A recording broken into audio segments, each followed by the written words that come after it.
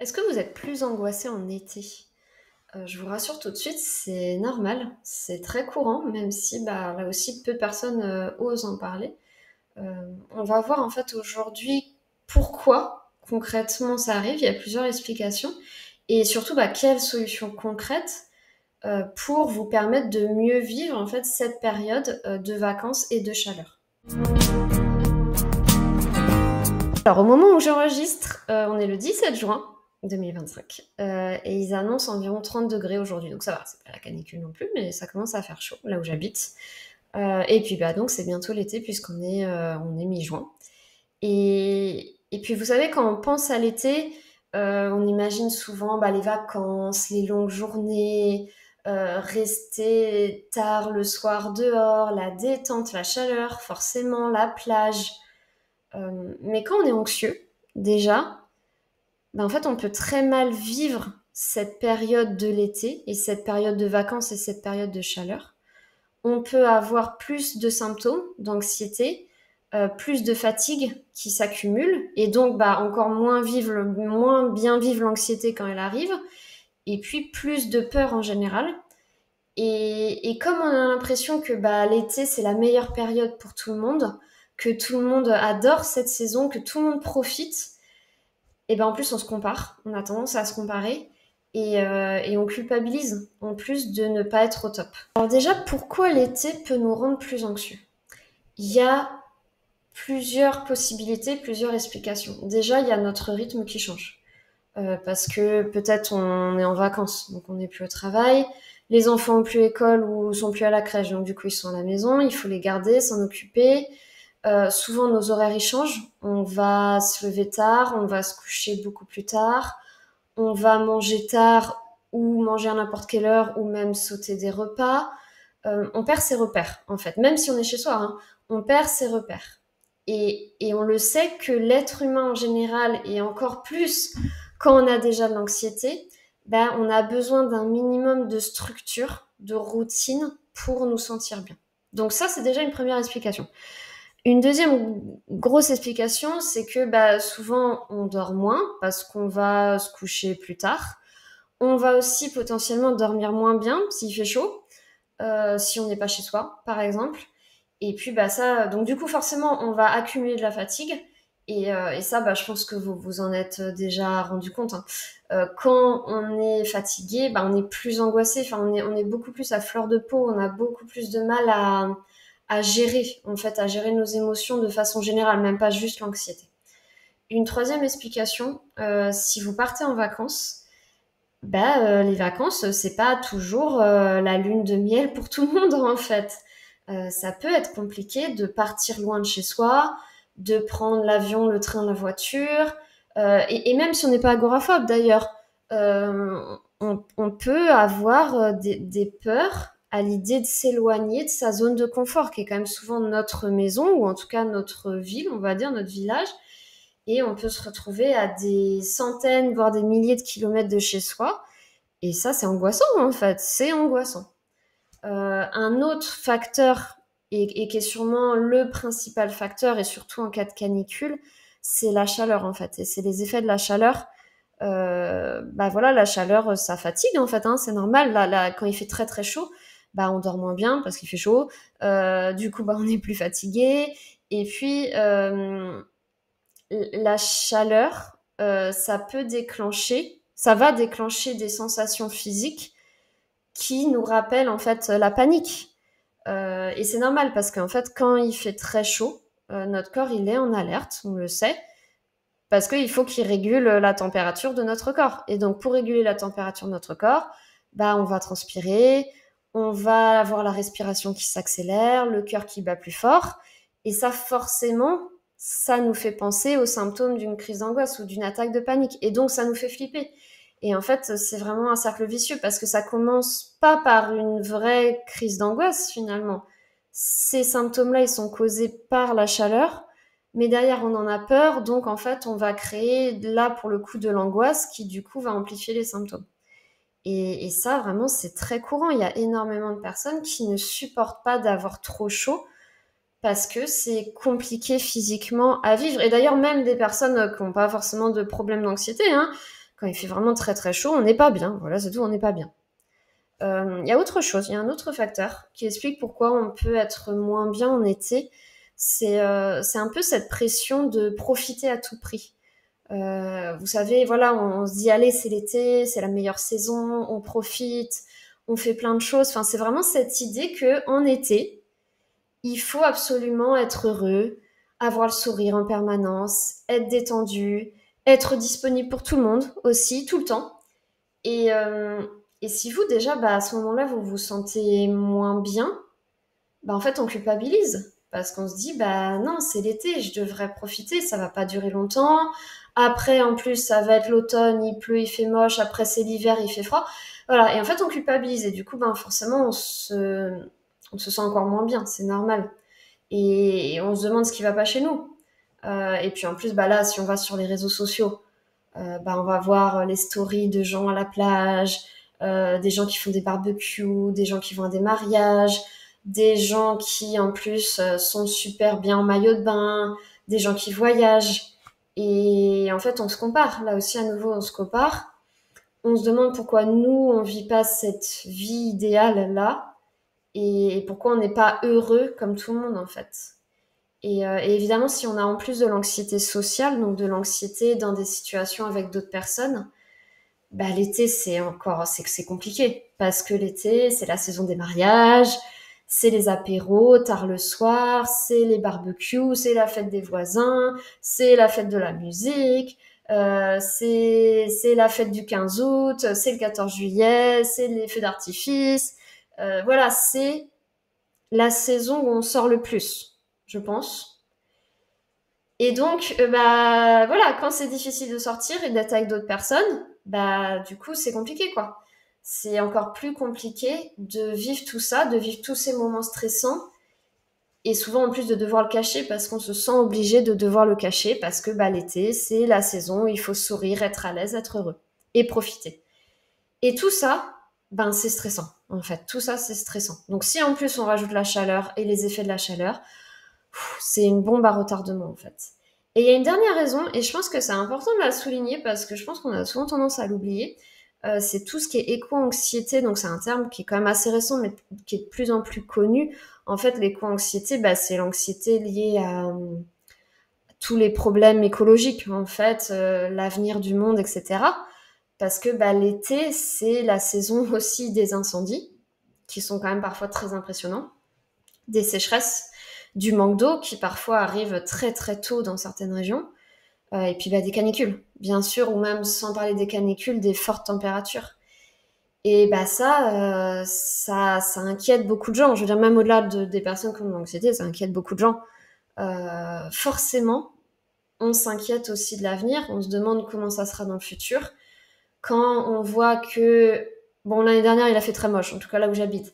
Mais en 2022, on a eu 4 ou 5 canicules dans l'été. Bah forcément, on anticipe le futur et on se demande comment on survivra.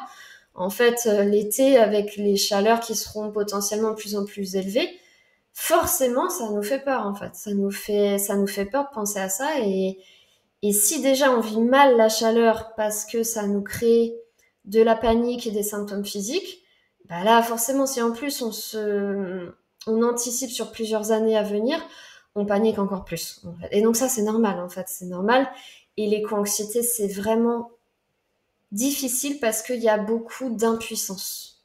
Voilà, il y a beaucoup d'impuissance parce que, alors à son échelle, évidemment, on peut faire des choses, mais c'est la bref, c'est pas le sujet d'aujourd'hui, mais c'est l'affaire de toute la planète et c'est ça qui est compliqué en fait, c'est que ça touche pas que nous.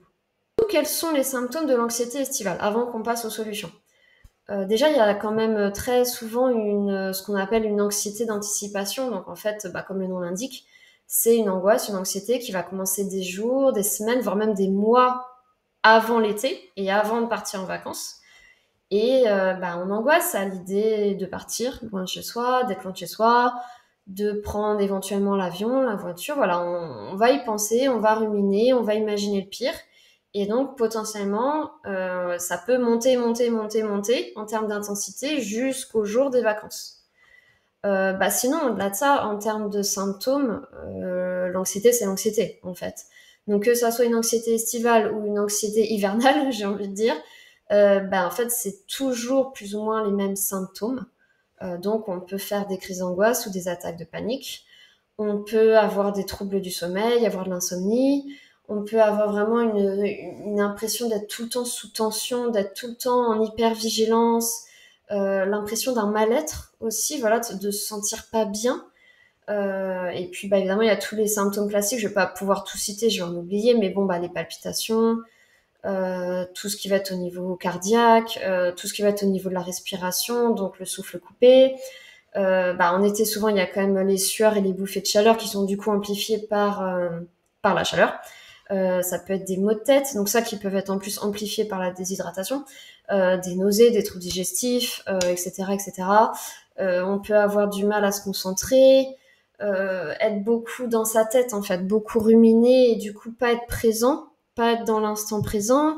On peut avoir vraiment l'impression d'être dans un état de nervosité, dans un état de stress, d'être ultra agité, d'être impatient, d'être en colère aussi, d'être beaucoup en colère, une impression d'être coincé, notamment si on n'est pas chez soi, vraiment une impression d'être coincé, une envie de fuir, mais on peut pas fuir, donc du coup c'est compliqué.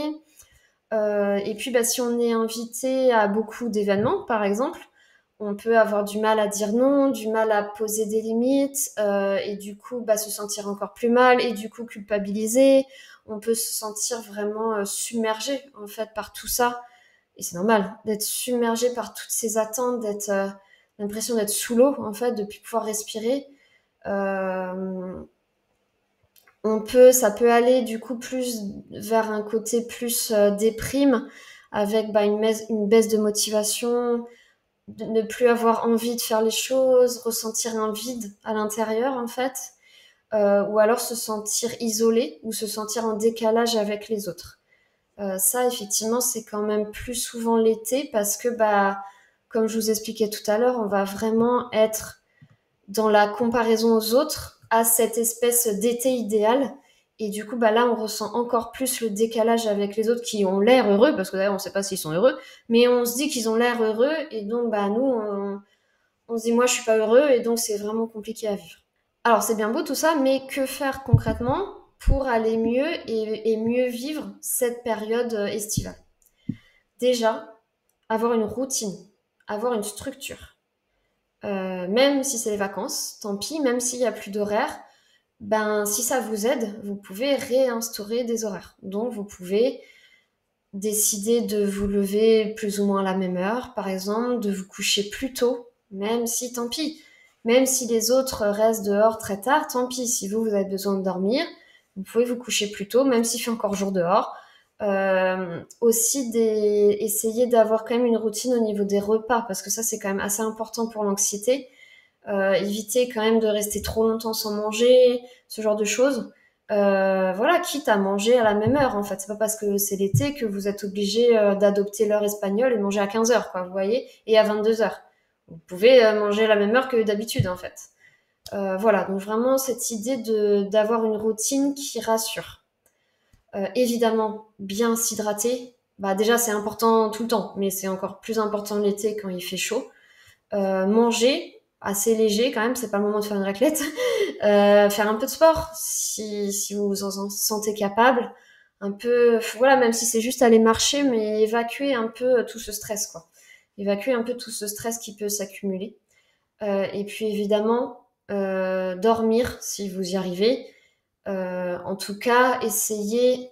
On peut jamais être sûr de bien dormir, mais on peut mettre en place un maximum de choses pour faciliter un bon sommeil, en fait. C'est comme ça que je le vois. Donc, c'est quoi mettre en place un maximum de choses? C'est pas se coucher trop tard, c'est éviter les écrans 1 heure avant de dormir, c'est ne pas trop boire le soir non plus, parce que sinon vous allez vous lever dans la nuit. Si vous êtes sensible au bruit et à la lumière comme moi, vous savez, il y a des masques de nuit, ça s'achète, c'est pas cher. Les boules caisses, vous voyez, ce genre de choses, en fait, vraiment. Et ça, encore plus quand on n'est pas chez soi. Parce que quand on est en camping, par exemple, oui, forcément, il y a la lumière le matin, il y a la lumière le soir, c'est compliqué. Donc, Voilà, si vous avez besoin d'acheter quelques petits trucs comme ça coûte pas cher, pour mieux dormir, et ben faites-le quoi. Et vraiment vous autorisez à vous reposer, même si c'est l'été, même si les autres autour de vous, ils font la fête tous les soirs, bah vous, si vous avez besoin de vous vous reposez, c'est tout, sans culpabilité. Évidemment, vous pouvez faire des siestes aussi, hein, si c'est votre truc. Moi, c'est pas mon truc, mais si c'est votre truc. Et puis, bah, évidemment, autre recommandation, s'il fait chaud, surtout si c'est la canicule, ben, essayez de suivre au mieux toutes les recommandations qu'on nous donne habituellement pour la chaleur.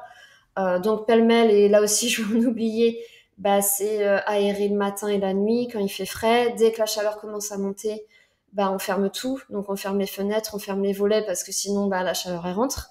Rien que ça, dans la plupart des maisons, des logements, déjà, c'est assez efficace. Alors évidemment, il faut avoir des volets, mais voilà, là aussi, essayez de mettre en place des choses. S'il fait vraiment trop chaud, bah, il y a aussi l'option de la climatisation, si vous en avez, ou l'option d'un ventilateur. Je connais des personnes qui mettent une bouteille d'eau fraîche devant le ventilateur, par exemple, pour faire un effet frais. Il y a aussi l'option, si vous n'avez pas de climatisation, par exemple, chez vous, d'aller vous promener et rester dans des endroits au frais dans la journée, typiquement supermarché, où il fait toujours super frais. Voilà, je pense que vous connaissez un petit peu tout ça quand même, on en parle souvent avec les canicules, mais c'est bien appliquer tout ça en fait pour pouvoir limiter un maximum la chaleur. Évidemment, j'en ai pas parlé, mais évidemment, si vous devez sortir l'après-midi et qu'il fait ultra chaud, bah vous mettez quelque chose sur votre tête, les lunettes de soleil, et vous avez de l'eau, quoi. Et vous avez un peu quelque chose à manger sur vous, voilà. Et vous essayez de rester à l'ombre. Voilà, c'est des trucs basiques, mais bon, bah c'est la base en fait. Dans les autres conseils que je pourrais vous donner, il y a quelque chose d'important et qu'on fait pas assez tous, hein, mais on est tous coupables de ça. C'est de se rappeler qu'on a le droit de dire non aussi. Vous avez pas, c'est pas parce que c'est les vacances, c'est pas parce que c'est l'été, c'est pas parce que vous êtes en vacances et que vous avez du temps que vous avez à être disponible pour tout le monde tout le temps. C'est vous la priorité. Encore plus si vous avez de l'anxiété. Vous savez, je suis sûre que vous avez déjà entendu cette métaphore, mais c'est comme en avion. En avion, si vous avez déjà pris l'avion, on vous explique bien que si jamais on devait avoir besoin du masque à oxygène, ce qui n'arrive quasiment jamais, je pense, mais bon, bref, si jamais ça devait arriver, et ben en fait, il faut d'abord, en tant que parent, il faut d'abord mettre le masque à oxygène sur soi avant de mettre celui de ses enfants. Et ce qui est pas intuitif en fait, parce que pour la plupart des gens, ils vont d'abord protéger leurs enfants. Sauf que le raisonnement derrière ça, c'est que si vous commencez à mettre celui de vos enfants, mais que vous n'avez pas fini et que vous vous évanouissez, et ben là, il y aura plus personne pour s'occuper de vos enfants. Donc, la priorité, c'est vous. Comme ça, vous, une fois que vous avez l'oxygène, vous pouvez vous occuper de vos enfants. Et ben, dans la vie, c'est pareil. En fait, la priorité, c'est vous, parce que si vous êtes vraiment mal et vraiment dans l'anxiété, euh, en fait, ça va avoir aussi un effet sur les autres. Et donc, c'est pas parce que vous êtes parent, par exemple, que vous devez vous sacrifier, en fait. Encore plus si vous êtes maman, je pense que c'est un truc qu'on a encore plus tendance à faire quand on est maman, malheureusement. Pensez aussi à vous. Si vous n'avez pas envie de faire quelque chose, vous dites non. Voilà, c'est tout. Et si ça plaît pas, tant pis, ça plaît pas. Alors bon, là, je pourrais faire tout un épisode là-dessus parce que c'est tout un sujet, mais je pense que vous avez compris l'idée. Dans la même optique, essayez aussi de vous reconnecter à vos vraies envies et vos vrais besoins. Si vous êtes introverti, par exemple, donc être introverti, c'est l'inverse d'être extraverti. Donc introverti, ça veut dire qu'en fait, voir du monde, ça nous fatigue au bout de plusieurs heures et que du coup, pour se recharger, on a besoin d'être seul. Donc si vous êtes introverti, ou même si vous êtes extraverti, hein, d'ailleurs, c'est une nécessité pour vous d'être au calme et d'être seul et d'être dans le silence. C'est une nécessité.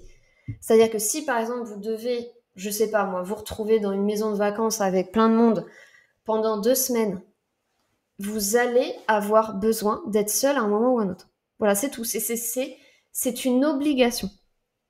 Et là aussi, j'aimerais faire tout un épisode là-dessus parce que je me rends compte que c'est pas assez connu et que je me rends compte aussi que la plupart des anxieux sont plutôt introvertis et se sentent mal parce que le monde les fatigue. Mais c'est normal, moi je suis introvertie Un mariage, par exemple, moi, au bout de plusieurs heures, je ne peux plus. Voilà, c'est trop de monde, c'est trop d'interaction, c'est comme ça.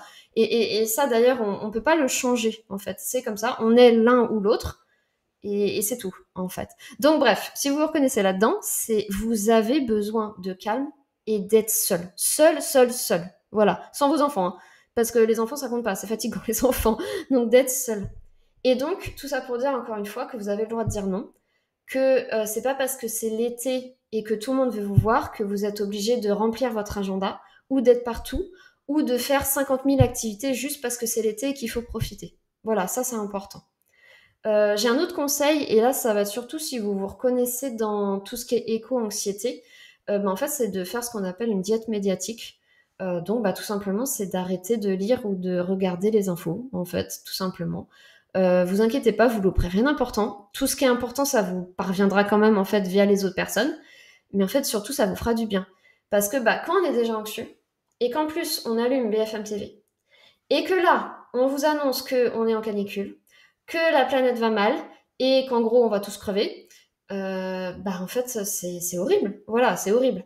Et c'est normal parce qu'en fait les chaînes, surtout les chaînes d'infos comme ça en continu, fonctionnent sur la peur en fait. C'est un business de la peur en fait, qui fait que c'est comme ça qu'elle nous accroche et qu'on se retrouve à regarder pendant des heures et des heures la télé en fait, alors qu'elle raconte toujours la même chose. Voilà, c'est comme ça que ça fonctionne. Donc, vraiment, épargnez-vous ça. Enfin, personne ne devrait regarder ces chaînes-là, honnêtement, même sans anxiété.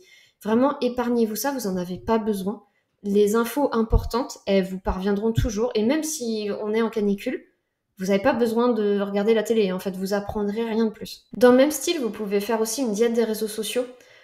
Surtout si voilà, vous comparez, ce qui est normal d'ailleurs, hein, parce que les réseaux sociaux, c'est pareil, ça fonctionne comme ça, hein, en fait. Et c'est très mauvais pour la santé mentale. C'est vraiment créé pour être addictif et ça pousse à la comparaison.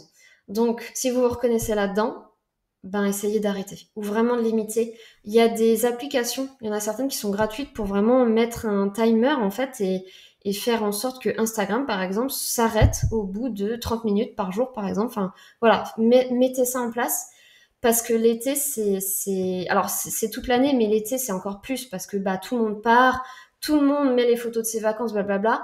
Voilà, on arrête. Si ça vous fait du mal, on arrête. Et puis au-delà de ça, le dernier conseil que j'ai, c'est évidemment d'appliquer tous les conseils anti-stress qu'on va donner habituellement. En fait, tous les trucs basiques, l'exercice de respiration, la relaxation, le yoga, la cohérence cardiaque, etc., etc. Mais moi, j'aimerais aussi vous inviter à voir l'anxiété différemment. Parce que on a souvent tendance à pointer du doigt l'été, la chaleur, le changement de rythme, la canicule. En fait, on se dit, c'est à cause de ça que je suis anxieux.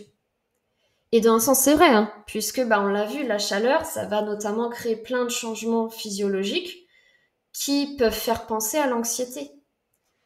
Mais quand c'est comme ça, quand vous avez peur de la chaleur, pensez à toutes les personnes qui vivent dans des pays chauds. Maroc, Algérie, enfin, je veux dire, j'y suis jamais allée pour l'instant, mais j'imagine qu'il fait très très chaud l'été, et pas que l'été d'ailleurs.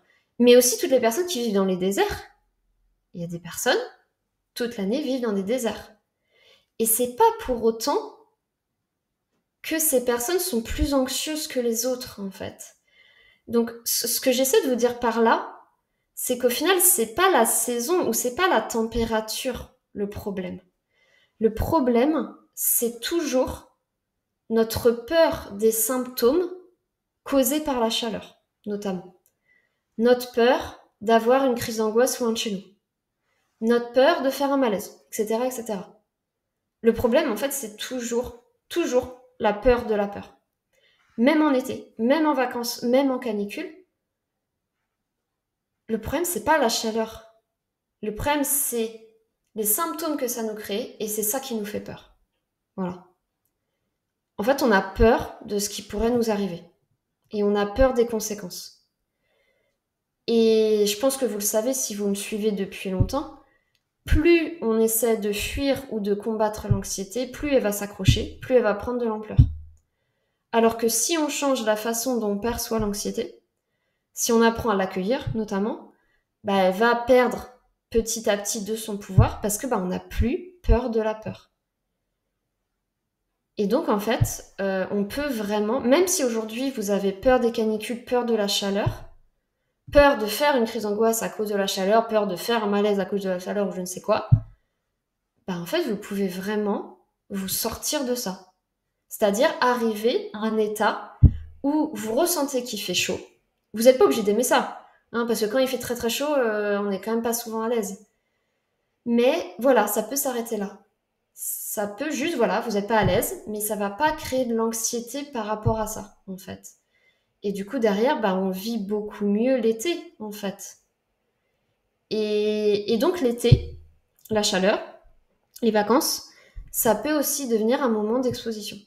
Ça peut aussi devenir une opportunité pour apprendre à apprivoiser l'anxiété au lieu de la fuir ou de la combattre comme vous faites d'habitude.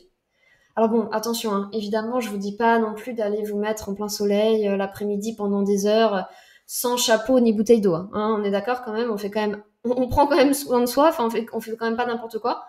Et pareil, je vous dis pas non plus d'aller à un maximum de fêtes et de faire un maximum de sorties si vous êtes introverti, si vous avez besoin d'être au calme et si vous avez besoin d'être seul en fait, hein, on est d'accord. Tout ce que je vous dis, c'est que vous pouvez appliquer tous les conseils que je vous ai donnés avant. Et si l'anxiété arrive, si l'anxiété est là, vous pouvez aussi réagir différemment.